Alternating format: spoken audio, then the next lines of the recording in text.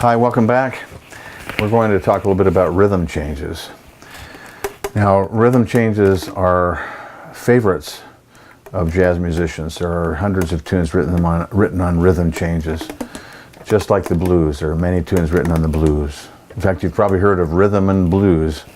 That's R&B, soul music. Most of the tunes are either rhythm tunes or blues tunes. So our success depends on being able to deal with these two formats. Very, very critical. So we talked a little bit on a previous video about blues, and I illustrated how I would start with, well, we started with some blanketing, but we're not going to do that with the rhythm changes. If I did that, I would do it last instead of first. With the blues, we started with the blanketing, then we went to playing the changes. If we're playing the changes, and we've got to play the guide tones. Those are the notes that have to move by half step when the chords change. And so that's where we're starting with the rhythm changes. We're going to get the guide tones in there. Since the rhythm changes are moving every 2 counts most of the time, then we're going to have basically a half note line in there. When we get to the bridge, now this is an AABA tune, so the A section is what I'm referring to first. On the bridge, this just goes through the cycle of dominance. So in concert, it's going to go D7, G7, C7, F7, back to B flat for the A section, standard key. So when I get to there, I'm going to do the same thing where I'm going to have the 7 move to the 3 and the 7 move to the 3, or the 3 move to the 7 and the 3 move to the 7. We do have guide tones in the bridge as well. So I'm going to play a whole chorus showing guide tones through rhythm changes. You can read a lot more about this and see this diagrammed out in my book, the Real Jazz Pedagogy book. I'm going to, after that, show you how I would flesh it out to create what I would call the framework of the rhythm changes. We did this in the blues. We played whole notes for the guide tones, then we fleshed it out with more interesting rhythms and notes that surround the guide tones. So that's more interesting to practice. And then I have the students play it until they're sick of it. I'm going to do the same thing with rhythm changes. I'm going to point out what the guide tones are, then we're going to create a framework that includes the guide tones. I'm going to have the students work on it until they're sick of it. And then we start figuring out how to do variations on it where we can actually improvise around it. We did that, of course, with the blues as well. So here I'm going to start the recording. This, of course, again, is Aebersold. If you haven't got familiar with the Jamie Aebersold materials, you need to do that. Go to jazzbooks.com. And this is what we call a play-along. You have a rhythm section on the CD that you can play along with. So this is Aebersold Volume 47. Rhythm changes are usually fast. This is a slower version that Jamie's put on here to make it easier to practice. And I think for you it'll be easier to hear what I'm doing. So, 1, here we go. 2, 1, Guide 2, tones. 3, 4.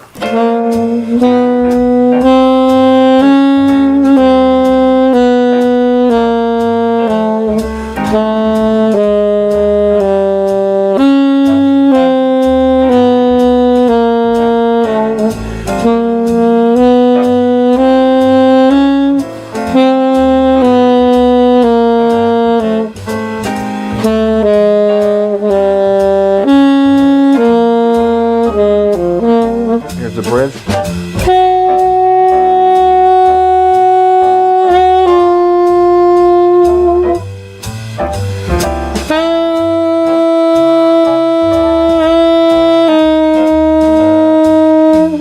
Back to the A.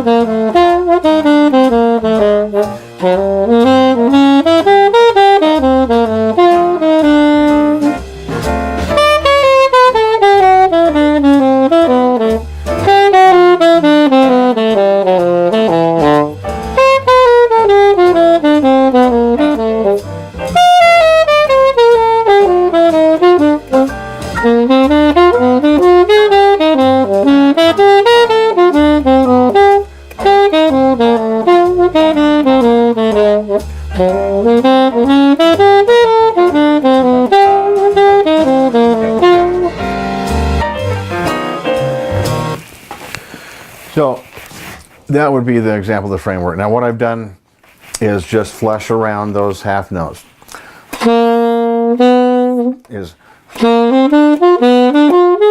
Those notes are in there. So what I'm doing is going up 1, 2, 3, 5 on the first chord, then up the chord on the second chord, then I'm coming down on the next chord. 5, 3, 1, 5. Then I'm going up the next chord on these two fives and coming down from the 5. 5, 3, 1, 7, 3, 8. Same thing. I'm incorporating the bebop scale right there.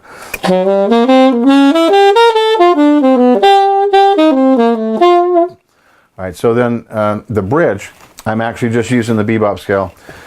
We introduced the bebop scale in the blues segment earlier, but let me just mention on the blues scale, the bebop scale. What did I say? We introduced the bebop scale on the blues as well as the blues scale. Here we're introducing the bebop scale on the bridge. The bebop scale is a Mixolydian scale. These are dominant chords, so I need a scale that has a flat 7. But if I play this normally, descending, let's say,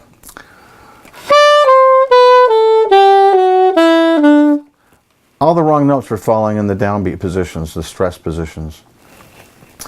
I've got 6, 4, the dreaded fourth note of the scale.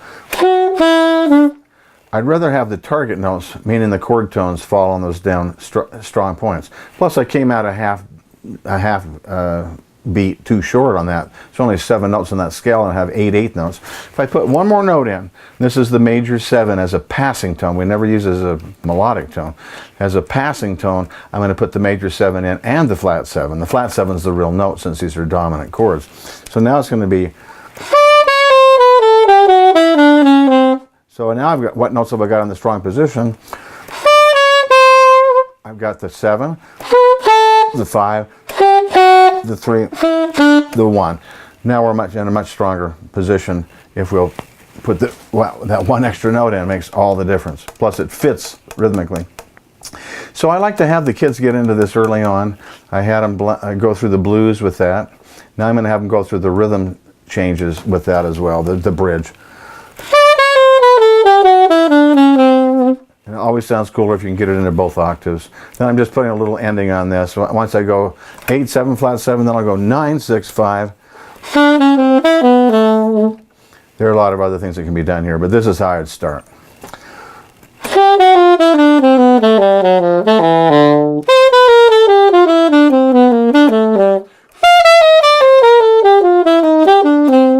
So we've got our framework for the bridge and for the A section now. Now, once the student has practiced this, that's all I'm going to give them in 1 week. They're going to work on that and work on that. If they don't have it down when they come back the next week, they're going to work on it another week until they've got this down in their sleep. Once it's really down, then they've got a point of departure. And I feel like this is a great way to get things moving along. So here's what I would have them do next. I would have them take the A, well, we're going to start on the A section, of course. I would have them take the first 2 measures and see how many ways we can vary it. Now, remember, our framework is this. We're going up the chord, down the chord, up the chord.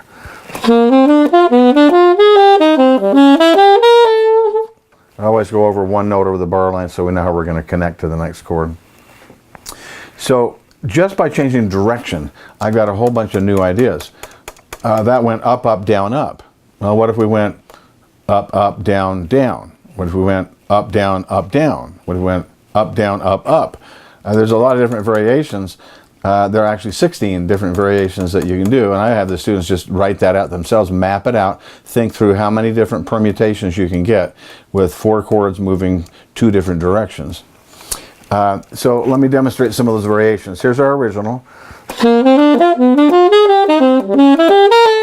Up, up, down, up. What if I went up, down, up, down? Let me play that better. It went up, up, up, down. I'm going through the variations that are on page 166 and 167 in the Real Jazz Pedagogy book. So let me do now up, down, up, down.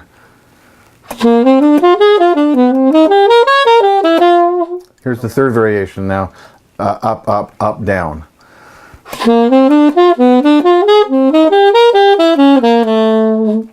Here's the fourth variation, down, up, down, up.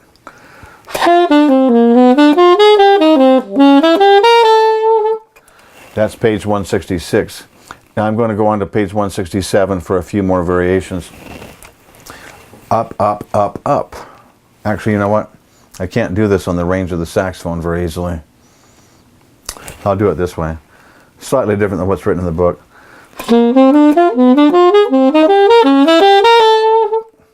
Let me go down, up, up, down.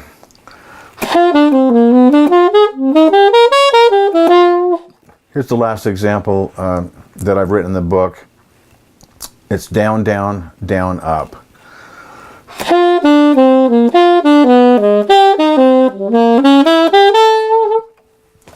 Now if I start using more of the range of the instrument as well, I got a lot more ideas.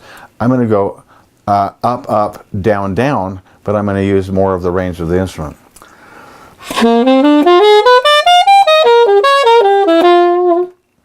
So by adding the idea of range or tessitura, expanding how much of the instrument I'm using, I've got another set of ideas. Just by using, again, directions, but also combining it with range, I got a lot more ideas that can be done.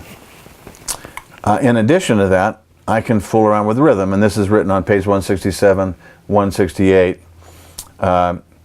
showing a lot of different variations. So, for example, if I wanted to play 4 notes in 2 counts, how many options do I have? Now, we've been doing 4/8 notes in 2 counts.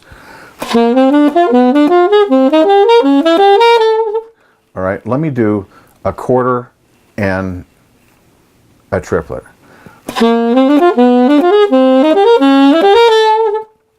I wouldn't do that many times in a row, of course, just an exercise. A lot of times I have the kids do every other one. What else could I do? I could leave an 8th rest, then play an 8th note pickup into a triplet.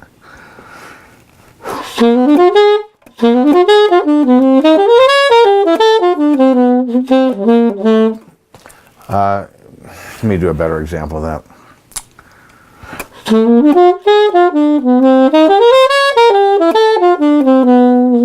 Now I've done 8th pickup to a triplet, then I did the 4/8 notes, then I played a quarter in a triplet, then I did the 4/8 notes. Just getting some rhythmic variation also makes. So we've got three things we've used it for: direction, range, and rhythmic variations. I'm going to have the kids work that to death. I just have them spend a whole week on those 2 measures and come back with as many different variations as they can figure out. Then in the next week, I'm going to have them figure out some variations on measures 3 and 4. Now measure 3, this is what I used in the framework. So what can we do with this? And we can do the same things. We can change the direction. We can also change the rhythm.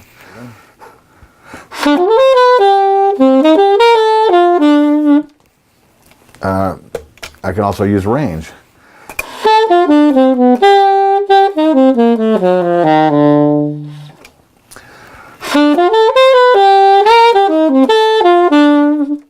There's still a lot of variation I can do on that.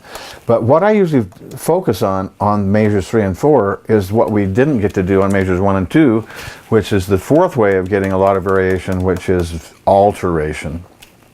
Now, I don't use this on bars 1 and 2 because these chords are already as altered as we want them to be. But in 3 and 4, we've got 2/5 progressions, and these 2/5 progressions are going to be ripe for alteration. So I'm going to do some alteration. Here's what I mean by that. Here's our original pattern in the framework. Sorry. Now I'm going to go just a half step higher on the root.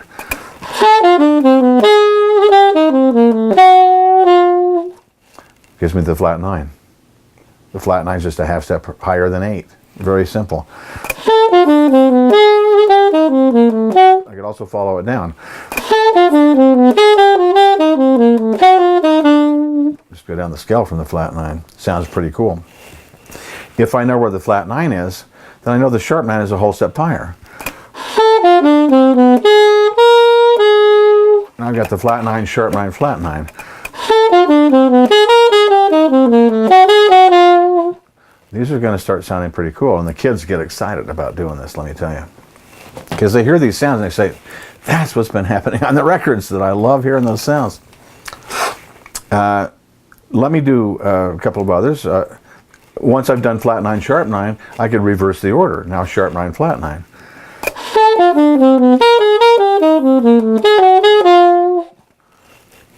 If I've got the other direction going, okay, now I'm going to go a half step higher on the roots. And I could follow those down the scale.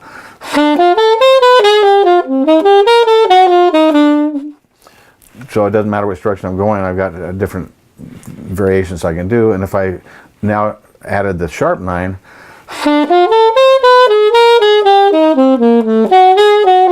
I varied it. Usually I have them do the same thing on both for a while. After a while, we're going to vary all that.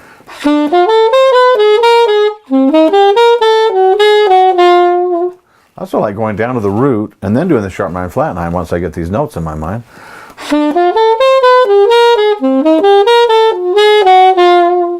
Now if I introduce the sharp 5, I've got another whole set of cool sounds. Let me actually just do the sharp 5.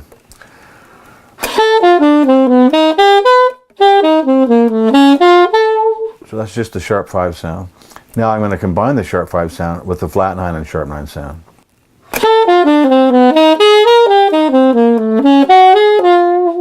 That's sharp 5. I hit the 3, then it's sharp 5, flat 9, sharp 9. Let me reverse the order of the sharp 9 and flat 9.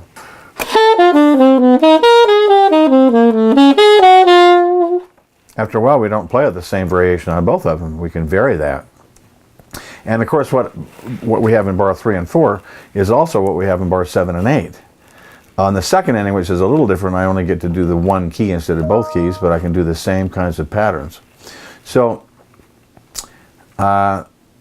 this then leads to just tons of variations for the A section. And pretty soon, you would be surprised. I mean, that sounds like a lot to have a young kid do. I've only had a couple of junior high kids do this. Mostly this is going to be high school kids. Let me bring up the recording again and illustrate how I might do some variations now through the rhythm changes. This is variations to the framework. 1, 2, 1, 2, 3, 4.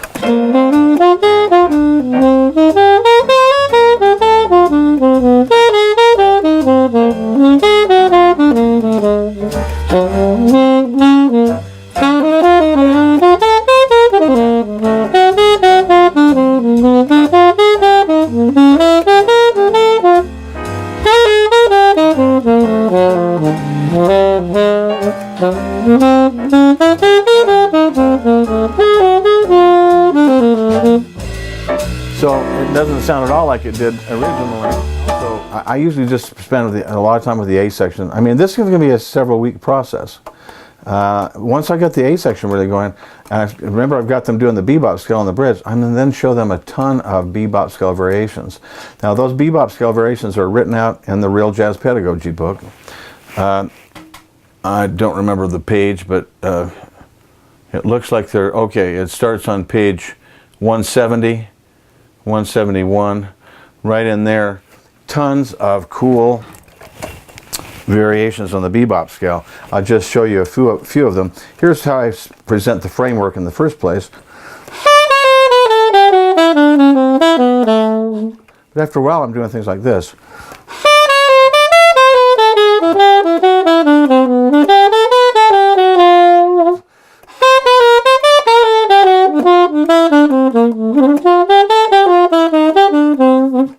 So there's a lot of things that can be done here with the bebop scale, and they're all written out there. Demonstrate another one.